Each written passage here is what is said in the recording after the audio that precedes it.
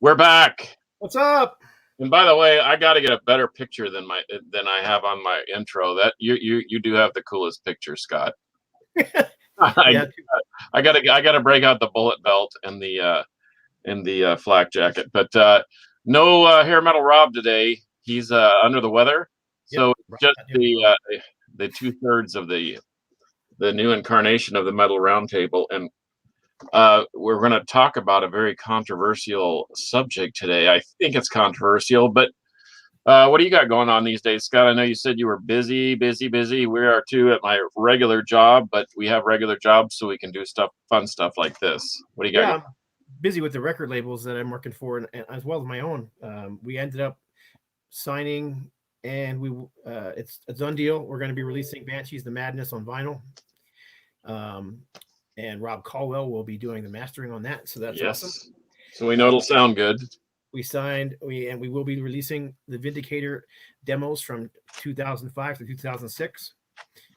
And we will also be doing the Madrost Maleficent on vinyl and CD with bonus tracks on the CD. The original Maleficent, their first album, was only ever released on CD-R. So we're going to be putting out a full CD with an actual booklet and everything. So yeah, that's cool. That's cool. Just the stuff from the label. And then, of course, as I was telling you before, I got dumped on by several labels with a lot of work, which is good. I mean, that's not a bad thing. I'm not complaining at all. I've got a lot of work to do for a lot of labels. So, well, as my grandfather used to say, it's better to use your hands all day than sit on them. So I will look at that as a blessing rather than a burden.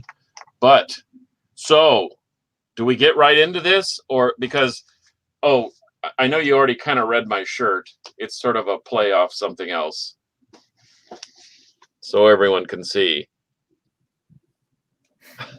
Heard of that band? Heard of that band? Good old Texas thrash band, one of the originals. And we sort of did spoof shirts, and so that's sort of a hint to what we're going to talk about today. We're going to talk about our top 10 Judas Priest records, and man, what's up there, Baron Von Headbanger?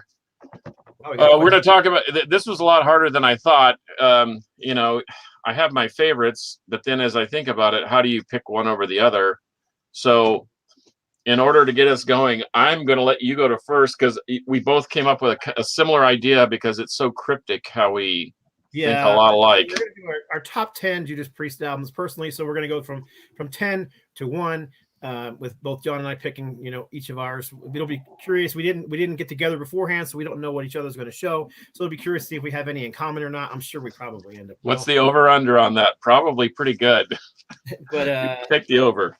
My two runners up that aren't in my top 10 list are, and this is one of the few I don't have on vinyl, but this is Jugulator. Now, Jugulator is an odd album because obviously it doesn't have Halford on it, and a lot of people didn't like it. I love it. I think it's a great album. I don't think it's their best album, but I think Cathedral Spires and Bullet Train are two of their best songs, and I would love to hear Halford sing Cathedral Spires. So anyhow, that's why it's not on my list. I mean, it's not Halford. That's all there is to it. But I think Ripper Owens did a great job on this, and it was a great comeback album after they had disappeared for several years. Mm-hmm. And this album is one of my all-time favorites from Priest. I'm only not including it because it's a live album, and that's Unleashed in the East.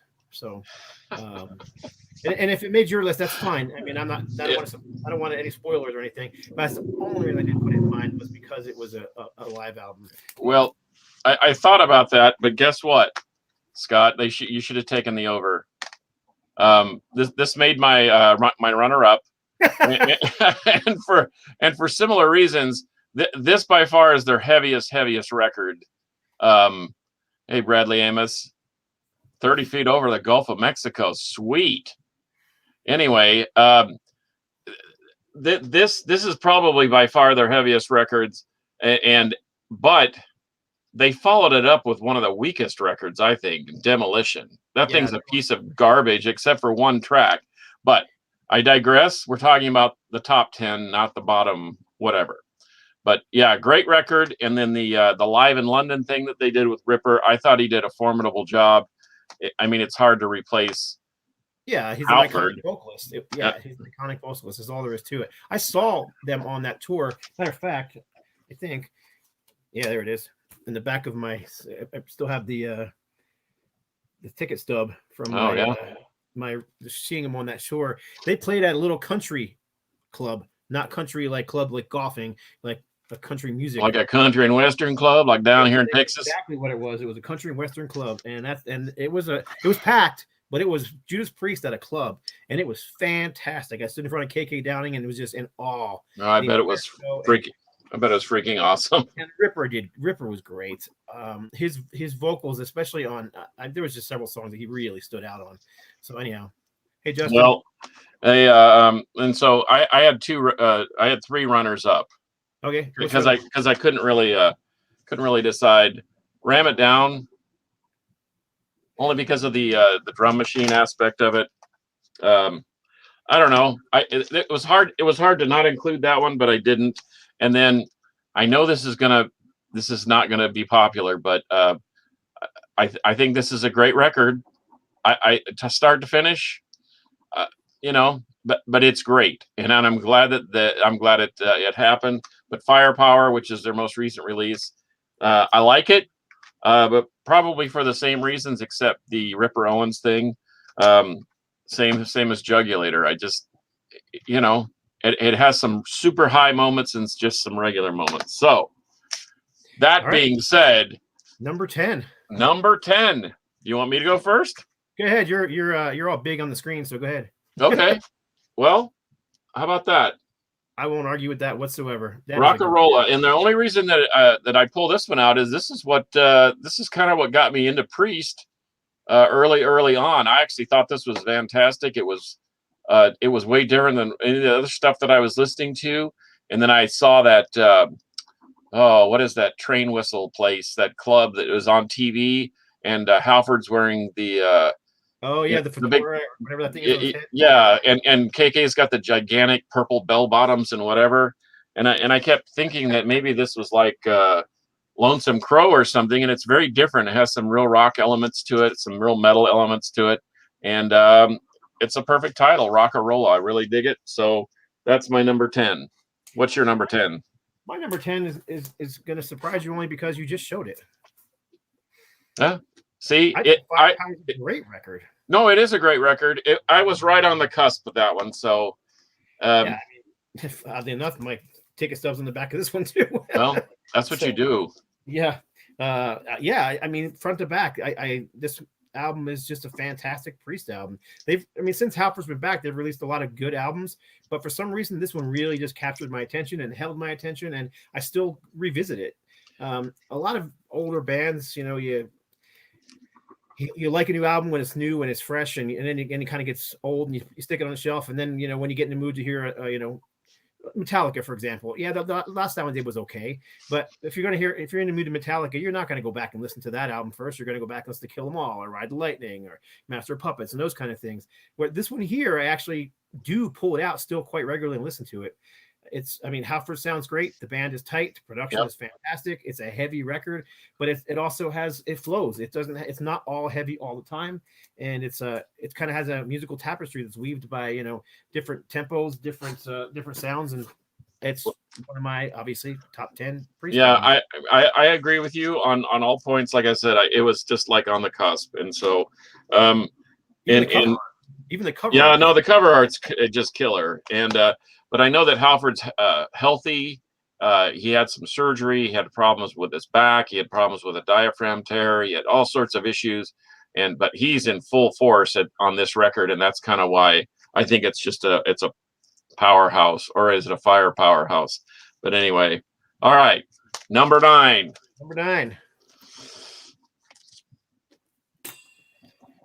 Defenders of the Faith. That's my number 9, and. It's hard to. Wait. Let me show you my number 9 real quick. Okay. See, I'm telling you, take the over, people. Take the over on this, or we're gonna have similarities. But Free Will Burning, Jawbreaker, and Some Heads Are Gonna Roll. Man, that gets me every time. And as far as that goes, I have some side notes with some of these records. I have the single of Some Heads Are Gonna Roll, and it comes with this really cool if you want to spray this on your amp, on your cabinet or something like that, you could spray Judas Priest on the side of your road case, your cabinet or whatever. So I thought that was kind of a cool sidebar on that. But Defenders of the Faith is often overlooked, I think. But in fact, they just released the what is it, the 25th or 30th anniversary of this thing. But it has a bunch of extra tracks and it's really great. I love this record. I would say that it's it's at least number 9. What say you? Yeah. I saw them on this tour twice. Saw them at the Spectrum, and then I saw them at the Meadowlands Theater. So therefore, it's got I was basically a kid in high school at the time, so it's just got a huge nostalgic factor for me. As you said, Free Will Burning and Jawbreaker are just barnstormers. But even the way the album ends with Heavy Duty and Defenders of the Faith, that always gets me too. I love those two tracks together. Love Bites. Another great song. Yeah, that's a great one. In fact, the Nevermore cover, sometimes bands, the cover is better than the I was just going to say the actual cover is awesome. but I don't know, man. And we could say that about some of the other Priest covers, like Green Manalishi. I mean, what, Fleetwood Mac or Judas Priest? Hands down, the Priest wins every time. Yeah. Potato Fry agrees. Love Bites. Love Bites. So that was my number 9 as well. So that was interesting. We're just mirroring each other. Okay. We did not call each other. I swear. No, we did not. All right. Number 8. Painkiller. Yep. And if for nothing else, this thing, even if the rest of the album sucked, the song Painkiller, I mean, that's an iconic drum riff. And everybody knows it. As soon as it starts, everyone's like, yeah. So it has its moments. But man, I love the whole record. I think it's it's at least their 8th best, in my opinion. Yeah. Let's say ye. All right. And then my number 8's very different from yours. It's Judas Priest Painkiller. Telling you, man. We did not talk before this was aired. Well, I'm sure we'll have some that aren't the same, but again, this was kind of a comeback record for Priest after going in a more commercial direction. Beforehand, they were touring with Pantera, if I'm not mistaken, and I think that inspired them to create something much heavier, a little more modern sounding than what they had been doing, previous to this. But there's just not a bad song on here. I mean, Hell Patrol. Of course, Painkiller with Scott Travis is a incredible opening. And there's just, I don't know. I just not a song I'd pick out of here and say, I don't really like that song. I really like the whole album. A touch of evil. It's got, again, it is, it's not all heavy, all fast all the time. It kind of it weaves a musical tapestry with different tempos and different feelings and whatnot. So and again, another spectacular album cover along with it. Yep. I agree. This is actually a Back on Black repressing. Was yours an original pressing? Yes, that's an original pressing, by the way. Yeah, this Back on Black repressing has a couple of bonus tracks on it, but whatever. It sounds great. So bought it new and never fell into the. Oh, by the way, every CD that's ever available will have all the old vinyl on it. Anyway, okay, number 7. Is that where we are? Number 7. We are at number 7. Yep.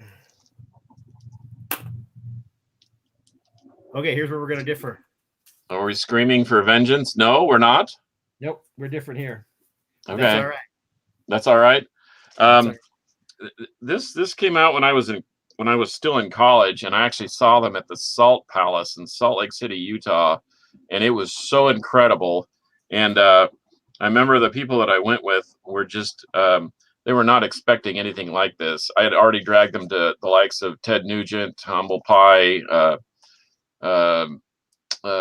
Savoy Brown, Foghat, but Judas Priest was like a whole different level of loud and speed and man, it was a spectacular show. Lights and the motorcycle thing, they were blown away. But Screaming for Vengeance, even they come right out of the gates. I mean, with the song and the whole Hellion thing and but anyway, Ride Like the Wind. There's just not a bad song on that album, and I have more to say about that one because it'll show up, and it'll show up soon again. Okay. my What's your number 7? My number 7 is one that I know a lot of people either don't like, or it's on the bottom of a lot of people's lists. And I probably have a lot of nostalgia going on with it, but mine is Point of Entry. It's a much more simple album. The drumming is more plain, straightforward. There's some goofy stuff on here. You say yes. Yeah. But I don't know. Maybe it's because I grew up on it. I've also always kind of liked the double entendre of the cover that most people don't even know exists. Which is, it's funny because I can't not see that anymore. That's all I see now. Mm-hmm. is the but when I first got it, all I saw was a road made out of paper on a desert road, Right. But I just remember Desert Plains was always a big deal for me because, of course, now I live in New Mexico, which is high desert. And it was just always a joke because when I was in college, I knew I was going to be moving to New Mexico when I graduated college. So it was kind of the Desert Plains was kind of like my theme song. Yeah, you're going to go out and move to the desert from the city. I'm like, yep, going out to the Desert Plains. That's right. Well, and it's interesting to note that the import cover is different and a little more plain Jane, and I like that cover even better. I don't like the wing. Yeah, I actually have both of them. I just pulled the one though, but yeah, the wing and the nebulous sky. I think this one has a little more meaning to the title. Well, I mean, this is more of it's sexual. I mean, it's got Point of Entry written right there in small type, right over the girl's crotch. I mean, it is what it is. It's it is what it is. Hot rockin'. Hey, Donnell. Exactly. I hope things are cool with you down there. Point of Entry tour with Maiden. Potato Fry comes through in the clutch. Okay, number 6. Number 6. See, I think I'm just this is going to really be a tell on my age, but okay. Sin After Sin. Not a bad song. They're just starting to evolve. Sinner, Diamonds and Rust, which is a Joan Baez song. Once again, they did a cover that's better than the original. Starbreaker, Let Us Pray, Call for the Priest, and Dissident Aggressor. I mean, when Slayer covers your songs, then you know that you're going somewhere. So and once again, I grew up with this record, so I have to give a nod to this one. So this is my number 6 album number. Judas Priest. I got number 6. 1, 2, 3, 4, 5. Let me make sure I'm pulling the right one. My number 6 is a very popular album, and I like it a lot too. This is obviously it wouldn't be at number 6 if I don't like it a lot. This is British Steel. This was a simpler Priest. This was I always call it a dumbing down of the 70s style to a more 80s style. A little more complicated in the 70s, a little more progressive. You have songs on here, of course, like Breaking the Law and Living After Midnight, which are really simplistic songs, but it's still, balls to the wall heavy metal. I mean, it's no different than like a Paranoid from Black Sabbath, which is a very simple song as well, right? I think that album was a lot more hooky. It has a lot more things that you recognize immediately and you want to hear again and again, and they don't get boring because they're simple. Exactly. And the deep tracks here are fantastic. I mean, it had the 2 hits, Breaking the Law and Living After Midnight, but you got Rapid Fire, which is just a full-on thrasher. You got No Gods, which is, an iconic track. Grinder, United, which is, one of those great long anthems. Don't Have to Be Old to Be Wise, The Rage, and then, of course, one of their best songs, Steeler. I love Steeler. Yeah. Matter of fact, love it so much, we recorded a cover of that back in 2010 on our Lex Metalis album. So love this. This is a great album. I got to see Priest. It was maybe 10 years ago now when they toured on this one and they played the entire album front to back. Yeah. It was spectacular. Yeah. Well, I'm glad you don't have to be old to be wise. That means maybe I'll be wise. All right. Number 5. Number 5. Wow. Now we're starting to get into interesting atmospheric territory. Killing Machine. Does anybody know what this is? Killing Machine. It was called what in the United States? Hellbent for leather. Yes. I actually kind of like that name better, but it's I have a Japanese copy, I have a German copy, and I have an American copy. So I thought I'd throw out the Killing Machine.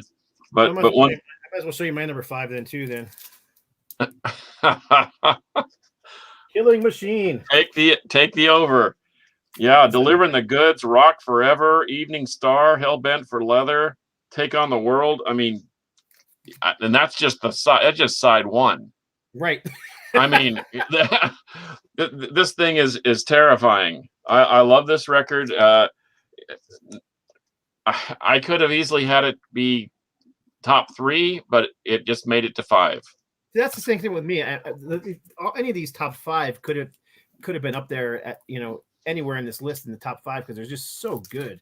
And even songs like "You Bring Me Evil," every song on here is just great. Yeah, it really is. Running. Wow, this is a weird copy that I got. This is actually a Japanese pressing. It does not have an Obi strip on it. It actually is a promotional copy, and it has like this Japanese receipt and a bunch of Japanese advertising inside of it. Weird. Very weird. Yeah.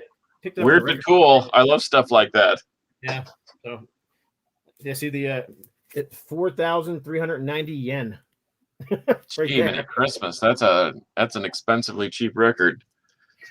But yeah, and again, iconic record album cover. I mean that nothing really says metal like this. And what year was this? 78? Yeah, 78.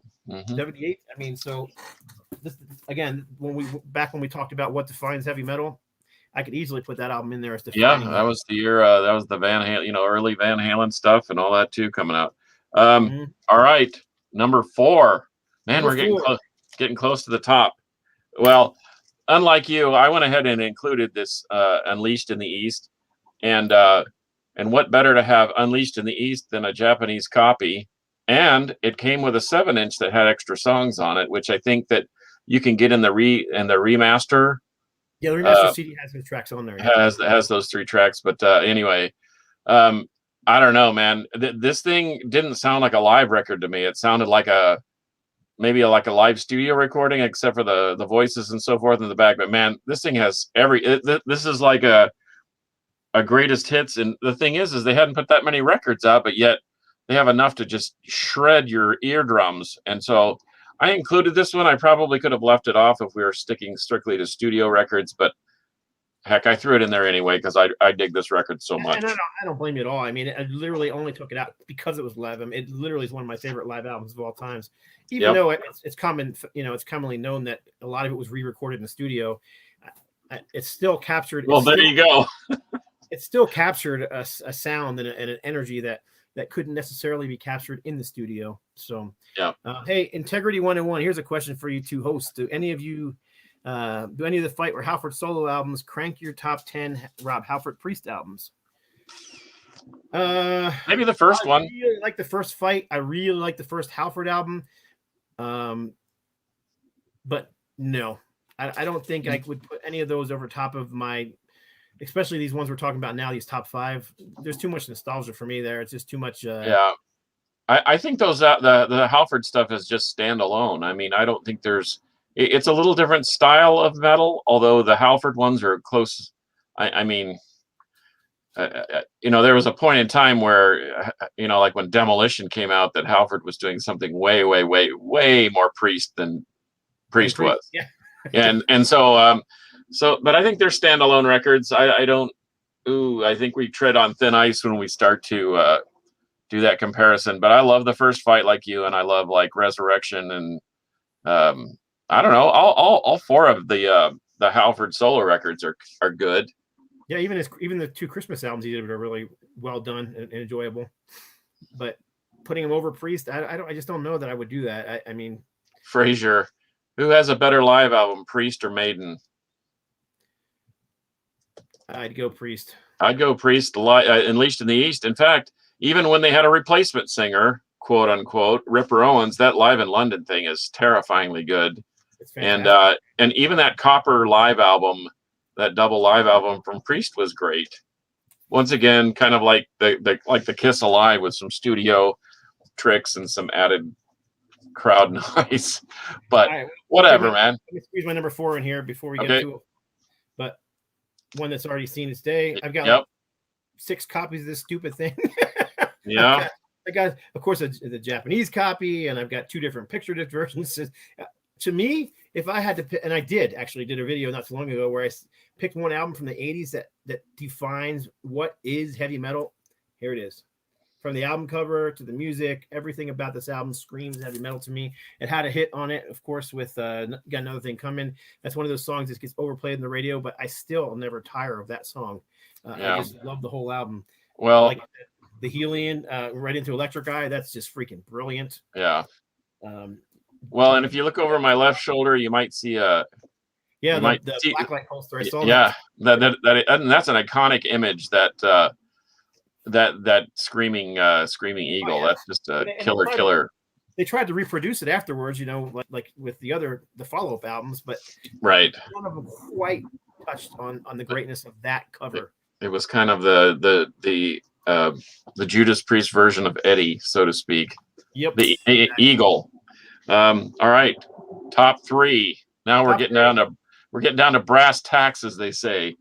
Well, since you have already showed it, I have an alternative version of it. I have the pre-release single that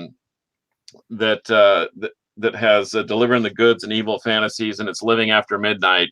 This was like the promo single that they sent out to the radio stations, and of course it has the album cover there. So I ranked British Steel as my third. I see that Fraser's looking at the saw blade artwork in the back there, but I have British Steel as the third. Once again, as you've mentioned, all those iconic songs. It was a simple stripped down Priest, and it truly was. It wasn't denim and leather; it was just all leather and studs. And once again, these last three records easily could have swapped spots. Yeah, that's the thing. But the whole list kind of, it just depends on your mood. They've had so many different. They've kept the Priest style for the most part, but all of them have their greatness. So, what's your number three now that we're getting into my number three? The top here. Sad Wings of Destiny, their second album. Hard to argue. See, I mean, it's hard to argue that. Another great cover, another great record. They amped it up from Rock-a-Rolla to this. I mean, Rock-a-Rolla was a great record, but I mean, honestly, I think they really stripped away any of the blues that they had, and they went for something completely different on here, much more aggressive, much more heavy. I mean, Victim of Changes, Dreamer Deceiver, Tyrant, Genocide, even songs like Island of Domination, which is more, it's not mellow, but it's just a more melodic perhaps song. Yeah, more melodic. Yeah, everything on here is just fantastic, and I always love the pictures in the back too. Yeah, well, and what an adjustment from the first record, though. The first record is basically just a stripped down rock record. There you go, Robert Halford. Yeah, Robert. Yep. Well, it's been Robert, Robbie, Rob, Halford. It's been a little bit of everything. And Alan Moore on drums on this one. They seem to go through drummers like Spinal Tap in the early. In the early days. Yeah. In fact, I think originally weren't they before Halford joined? Weren't they like a 4-piece? I think originally they were a 4-piece. We'll have to look that up and confirm that. But anyway, had kind of a Thin Lizzy thing working initially. All right. Top number three. No, my number two. Number two. Okay, you're number two. Well, and we've seen this record before, haven't we? We just talked about it, so this will be a short discussion. But once again, as a graphics person, I mean, this couldn't be any more. This is really an exciting one. And the one thing I love about the Japanese pressing, or at least this one in particular on Gull, is that the obi strip matches the background. So you're not losing any of that massive blast of color and design in those wings. So anyway, but as we've already mentioned, this thing is, I mean, this was the jump to real heavy metal in my opinion. Anyway, I since we're showing that, I just reached around behind me and grabbed this is a recent reissue, but this thing is incredible. I don't know how well it's going to show up on here, but oh yeah, Sad Wings of Destiny, the wings, it's like embossed. Oh yeah, I can see that. and it also has a spot UV coating on all those particular things. Oh, wow. And then the outer has a dull varnish to it. The back cover, the songs are black on black, so none more black. Uh, Again, they're oh yeah, I embossed. can see. Yeah, when you turn it like that, you can just barely see it. Yeah, it's actually not as hard to read as you might think it is, but it doesn't come off on camera as well. So this is a really nice nice repressing just from 2020. Oh wow, that's cool. That gatefold. Gatefold, yeah, and it is split up onto I believe it's 45 RPM, so it's split up onto 2 records for superior sound quality. I guess it might sound superior. Cool. So what's your number 2? My number 2 was one that you showed earlier, but one that I just love this record. So I mean, we've already showed it, but I think this is the underrated gem in the Priest collection. People never talk about it, but there's just something about it. First of all, the cover of Diamonds of Rust is brilliant. I mean, they own that song. I don't care who wrote it first. Starbreaker, Last Rose of Summer, even Dissident Aggressor. I mean, like you said, Slayer covered it. That's enough said right there. But even a song like the ballad "Here Comes the Tears." Yeah. Wait, metal bands can't do ballads, can they? Well, that one can. This one certainly can, and certainly did. And I've always liked the cover art too. So I mean, everything about this thing is just spectacular. But yeah, we already shown this one. So now we're down to number 1, and I have a feeling we have the same number 1, unless you didn't pick this one out of yours at all. Well, I was debating between Turbo and, well, this one. I'm telling you, kids, always take the over when it's Carcass and Whiplash, Scott Waters. Anyway, I was going to mention that the master Rick Perry, the governor, he's my go-to Judas Priest guy, and this was his top also. And let's see. Yeah, and John Perez, the mighty enigmatic John Perez from Solitude Aeternus, and his was Stained, and let's see, Stained Class, and let's see what Rob Doom McNeese said. Oh, he had Stained Class at number 2. So I think I think the old schoolers all can agree that Stained Class, for whatever reason, and you know what, I had to circle back on this record. I wasn't. In fact, I didn't. When Priest was, I was buying Priest records, and I didn't even realize that this was a Priest record, and I thought it was Stained Glass. Silly, but as I listened to it, man, it just became. I mean, Saints in Hell, Savage, Beyond the Realms of Death, Invader. Fates Warning did an incredible cover of Saints in Hell. Exciter. I mean, they blast out of the gates with that thing. Now, if that doesn't say heavy metal, I don't know what does. So this is the album that got me into Priest. I actually, and I may have told this story before, and if I did, I apologize. But I bought this album in a dollar bin at the Record Collector in Trenton, New Jersey, and this album was in the sleeve. Didn't know it when I bought it for $1 because I was just a dumb kid. But I took it home, put on Exciter, and I'm sure my jaw hit the ground. And my parents probably freaked out. What the heck is he playing in there?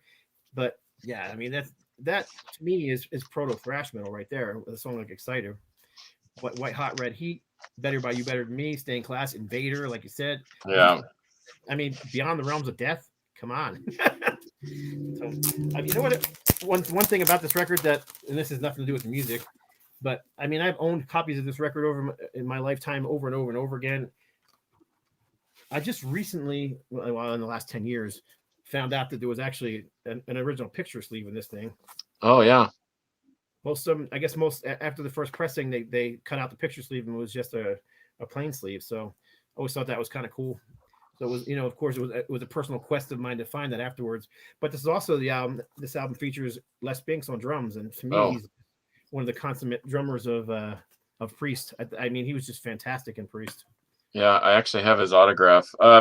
Well, so there's our top 10, and I actually pulled a couple of things that I just thought were cool because they're Priest, and so here's a soundboard recording from place in Denver. And then here's another one that it's like a super rare thing. It's a King Biscuit Flower Hour recording from September 16th, 1984.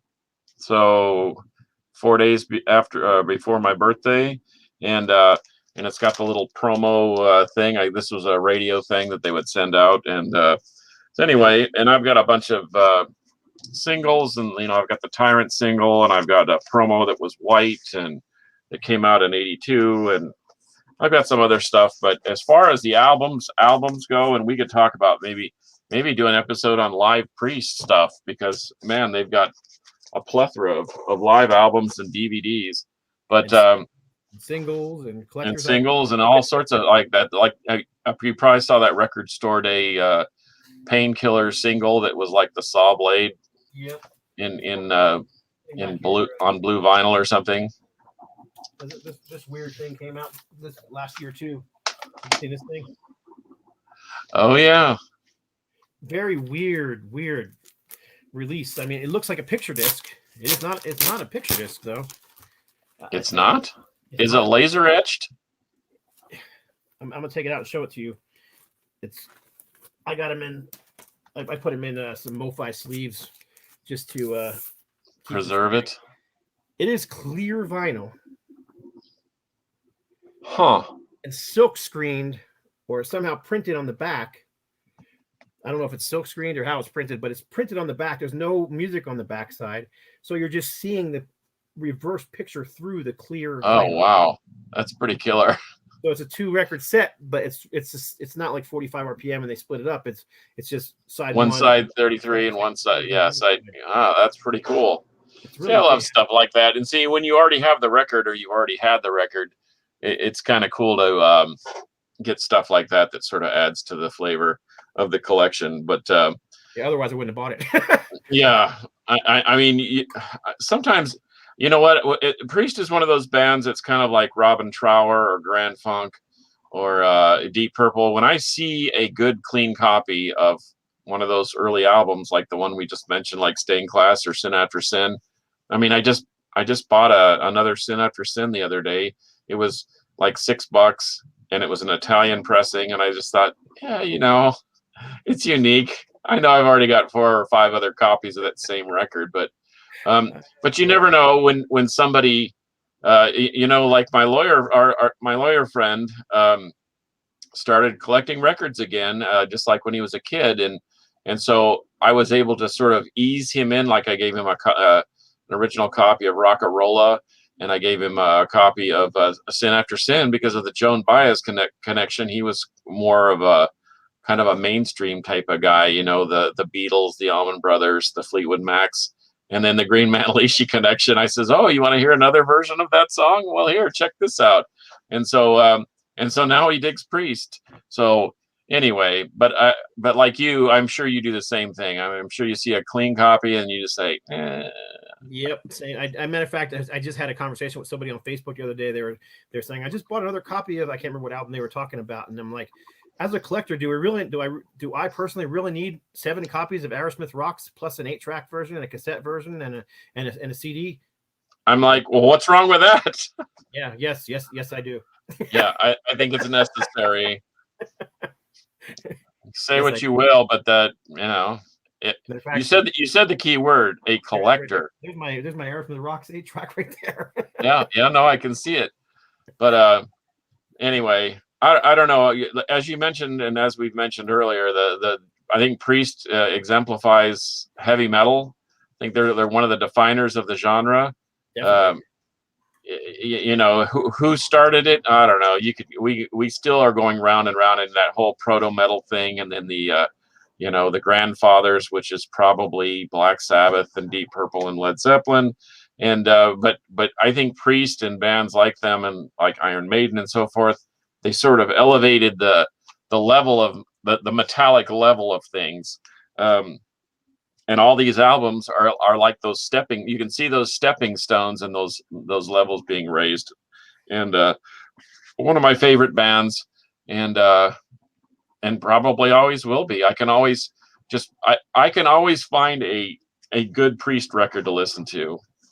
Same here. I mean, I went to see Priest live maybe 3 years ago, before, when we still have concerts, and it was Priest and Saxon opening up, and my wife came with me, and I actually went with Bill Bafford from Rocks Records and his wife, and I stood up and I was playing air guitar and I was headbanging and I was 16 again, man, and I loved every minute of it. And my wife said she got more kick out of watching me enjoy the show than she did actually watching the show itself. But me, I was just into it. I love Priest. They're just such a great band. Well, and they I mean, they're kind of their return to on the like Angel Retribution tour, and what was the anyway those, I mean, they still have it. They still have some sort of a heavy energy, and I know everybody wants to hear the hits. I like the fact that they go deep into the catalog because they've got so many killer songs.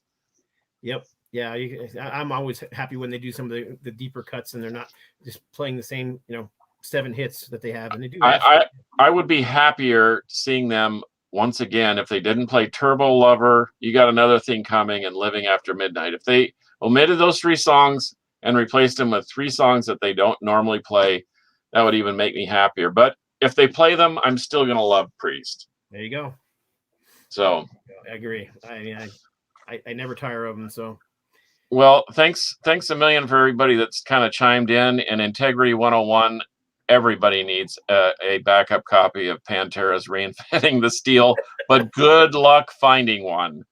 Okay. In fact, I agree. Potato Fry, Blue Cheer, one of the heavies. And Saxon, new album covers. See all this great. And Frazier, why am I not shocked that you do like Turbo? There's some good songs on that record. I'm not gonna lie, but yeah, that was a weird time for Priest, I think. It was a very weird time, and I don't dislike the album. It's just it wouldn't obviously didn't make either one of our top 10s. No, that weird synth guitar sound. I mean, songs like We Don't Need No Parental Guidance Here and Turbo Lover, they were just so bubblegum pop compared to, somebody's record label got a hold of them and said, guys, we need to sell more records. How do we do that? Yeah. Yes, Integrity 101. I do know that, but find it on vinyl. I don't have this record in front of me, but there's one song on Turbo that's is it Winter Dreams? No, is it I can't think of the name of the song. There's one really great song on there that I just can't think of the name off the top of my head right now. So yeah, and it's a little further than arm's reach for me, but over there for me too. But it seems like every great band puts out a real stinker, and I guess if you were going to call it a stinker, that would be the one. Although I think Demolition is a worse record than Turbo. Yeah, I'd probably put Demolition down there lower. Also, the other one that I like some of it, but I think it could have been better is okay, help me. Nostradamus. Now, Nostradamus, I think, has some good songs on it. I just think there's too much garbage in between it, and it's just tough to get through the whole freaking thing. Kind of like Iced Earth's Horror Show. Great songs with these crappy little interludes in between every single song, and it just sort of ruins the vibe of the record. Out in the Cold, that's the song I was looking for. I had to look it up. It was making me crazy, so it was driving you crazy, and it was a short trip, as my dad would say. Yeah, it was just a click on the computer right here. So anyway. Yeah. When they goop up when they have a collection of good songs and they put too much filler in there, it just drives me insane. And Nostradamus is just exactly that. It's just okay, but it's not a go-to record. It's not something. I mean, I think our top 10 and even our honorable mentions, I think that would be very easy to just go at randomly listen to them and be impressed. But Nostradamus wouldn't be one of those records. Demolition, I mean, One on One is to me is the only good track on there, and I may have to go address it and listen to it again. But I have it because I bought it, and and I'm a completist, so I have that. Let's say you're a Priest fan, you got to have it. Yeah. So, but yeah, you should do Maiden. Fraser Dawn said you should do Maiden. Okay. Okay. We could do that in the future. maybe we'll get Metal Rob in here and see what his favorites are as well. We sort of already did Maiden, but I think what we did is we just went through the albums instead of doing a top 10. So maybe well, I can just say here, Power Slave. Okay, we're done talking. Anyway, we'll catch some flack for that. But Rob Coa, what's up, losers? What are you playing, hooky? Look at that guy. Anyway, let's see. So if you guys did a top 10 Rob Halford albums, would both of your lists be the same? Huh. I agree, Isaiah. Redeemer of Souls has some really great Redeemer of Souls is a good album. I mean, if we had done top 15, it would have probably been in my list. So instead of top 10. So, so if you reverse it and you have Halford's top 10, are you including any of his own stuff? I might put it. The first Halford's great. Resurrection. Yeah. Is that what it's called? Was it called Resurrection? And then of course the first Fight album, War of Words. I know it's a very simple record, and like I know several guitar players who said they don't like it because the guitar playing is too simple, and anybody could write that. I'm like, yeah, but anybody didn't write it. Well, but I think that you could compare that Fight record to maybe British Steel, just a stripped down version of the already a good band. Yeah. I mean, it's just a good head banging record. I mean, I put that on, and it just even if you're not paying attention to the music and you're working or something, you're nodding along, you're tapping your foot. It's just good music. I mean, nailed to the gun. If you're not banging your head to that thing and fist pumping, then you're a cadaver. Even War of Words is I mean, that whole record has got some giddy up and go. So anyway, the bald guy, he's in there cracking jokes, talking about giving us funny names like Circus John and I think the bald guy went to TJ. Didn't Metal Rob go to a Warrant concert today or something? Isn't that why he's not here? Warrant, I think it was Warrant or Nuff Z Nuff or Bang Tango. I can't remember. Oh no, it's Tiger Tails. That's what it was. Oh, Tiger Tails. Yeah, he was helping them. He was helping them tease their hair in the green room. Right on. Nelson was opening up, right? Nelson. Oh man, Nelson. Well, I'm not even going to say. I know their original drummer Bobby Rock and their guitarist Brett Garsed were formidable musicians, but just kind of in not a very good fit. But yeah, the whole hair thing. I like a lot of hair bands, so I'm making fun of them, but I like a lot of bands too. So what can I say? Yeah, and actually, just a little inside secret: the Nelson guys were a little heavier than the record label wanted them, and so they toned it down and went Nuff Z Nuff. Instead of Dawkins, they could have been heavier, more like Dawkins. But anyway, that's for another day because we're talking about Judas Priest. And so anyway, appreciate all the comments, and hopefully you'll tell your friends and they'll watch. And if you make a comment, we'll respond, of course. But anyway, what say you? Got anything you got anything like? We didn't do any shout outs or anything, but I guess we didn't really need to. No, but I do want to say everybody who's, who's on here, posting comments, appreciate it. Do go ahead and hit that subscribe button and hit that bell, because that's the only way you get notified on YouTube when there's a new one coming up, is to hit that little bell button. So yeah, and we know that it's not convenient for everybody to show up at 5 o'clock Central Standard Time, but we do appreciate the people that chime in, and as always, you can listen to it afterwards on YouTube. I know a lot of people do that on their drive into the work to the next day or while they're working. So we really appreciate it, dude. We're just having fun, and that's why we're still here doing it. And so in lieu of that, I guess we can say our little mantra. Yep. Until next time, metal will prevail. Monkey butt, we're gone.